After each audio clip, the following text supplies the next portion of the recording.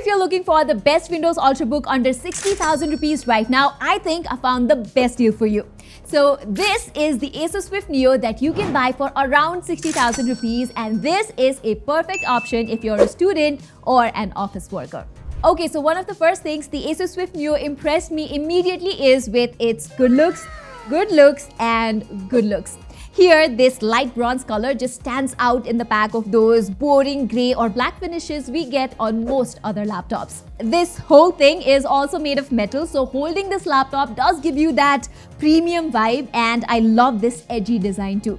I did notice a little bit of flex on the lid, but that's not a big deal. What's important is that this hinge is quite sturdy. It does not go 180 degrees flat, but it does add some character to the laptop. The Acer Swift Neo is really light at just 1.2 kg, so carrying it around is not a muscle exercise either. Overall, I would give it a straight 9.5 out of 10 when it comes to design as well as the build quality. Did I talk about the ports? No? So this laptop has one of the most impressive selections of ports I have ever seen on an Ultrabook. There's a full-sized HDMI, a USB-A, and then you also have 3 USB-C ports, 2 of which support Thunderbolt 4, a microSD card reader, and a 3.5mm audio jack, plenty enough for a portable laptop. Even my MacBook does not have that. Next, display. So here you are getting an OLED panel. Yes, an OLED panel with a 16:10 aspect ratio, full HD plus resolution, 400 nits of max brightness, and the black levels and contrast on this display are just... Acer claims good color accuracy with it too, and I am someone who has trust issues, so I did test it on my own with my colorimeter and found that it covers 100% DCI-P3 and 100% sRGB color space. Also, it's got a perfect 2.2 gamma, which means it can produce the most natural looking colors with a nice balance between brightness and contrast. And you know how turning on HDR makes the colors look faded on most Windows laptops?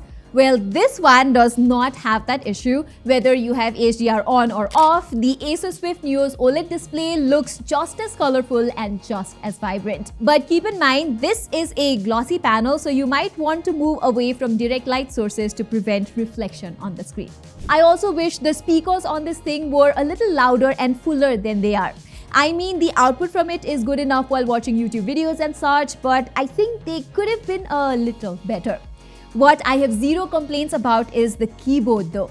It's fairly low travel and quiet as you expect from an Ultrabook, so switching from my MacBook, I was able to maintain my usual typing speed easily on this thing. If I absolutely have to nitpick, the backlight on it could be a little bit brighter, but then again, I am a reviewer, so I will nitpick anything. The Acer Swift Neo has a spacious trackpad too. It's quite responsive, and casual pinch, zoom, multi-finger gestures work perfectly fine here. You also get a fingerprint sensor for added security on this thing. You also get a 1080p webcam here for attending video calls and meetings. And this is what the video quality looks like and the audio quality sounds like from this laptop. You can be the judge yourself. Okay, let's talk about the performance now. So Acer has gone with Intel's Meteor Lake processor for the Swift Neo, and the one I have been testing is powered by the Core Ultra 5 115U chip, which is an 8-core 10 threads processor with a maximum boost clock speed of 4.2 GHz and 15 watt of base power. Pretty standard stuff for something inside a thin and light laptop. What's great is that it is paired with 16 gigs of DDR5 RAM and half a terabyte of Gen 4 SSD with easily the fastest read and write speeds I have seen on a laptop that cost just about 60,000 rupees. So as expected, I pretty much faced no problem with light casual work on the Acer Swift Neo, from multitasking between multiple tabs on Arc browser to editing Word documents, playing some music on Spotify in the background, and even when I had to make some simple designs on Photoshop, it handled it all like a champ. The best part is that it does not even get warm to touch during all those kinds of workloads. And yes, it's 2025, so you do get a few AI perks built in on this laptop too. There's a dedicated Copilot key to access Microsoft's Copilot quicker, alongside some neat AI-based image editing features, including getting rid of any unnecessary distractions from an image or removing the entire background with a single click in the Paint app. I can also see live captions of whatever media is playing on my laptop, whereas in video calling apps like Zoom, the Swift Neo uses AI to apply different effects like background blur and stuff. But the one thing you have to note is that since this is an Ultrabook with only 2 high performance cores out of the 8, you won't be able to run heavy duty tasks here, and gaming is out of the question too. This is primarily a productivity laptop that you can take to run school and office work, something lightweight and something that looks professional and expensive at the same time. Okay, finally, it's time to talk about the battery life. And one thing I automatically love about Acer's marketing campaign here is that it isn't over-promising the battery numbers with the Swift Neo. Acer claims that it will last up to 8 hours in regular usage, and that was nearly what I was getting as well, around 7 hours of screen time on average, depending on what I was doing. Technicalities aside, this laptop gave me an entire day of usage without having to plug it in between, so mostly I didn't need to carry a charger to the office every day.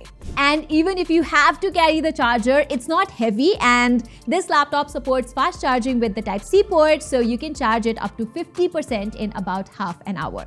Alright everybody, that was all for my review of the Acer Swift Neo. So like I mentioned in the beginning, this definitely is one of the best budget pick for students and casual users with a not so demanding workflow. It also has a nice premium design that's equally lightweight and thin, a gorgeous OLED display, a nice keyboard, decent performance, and enduring battery life.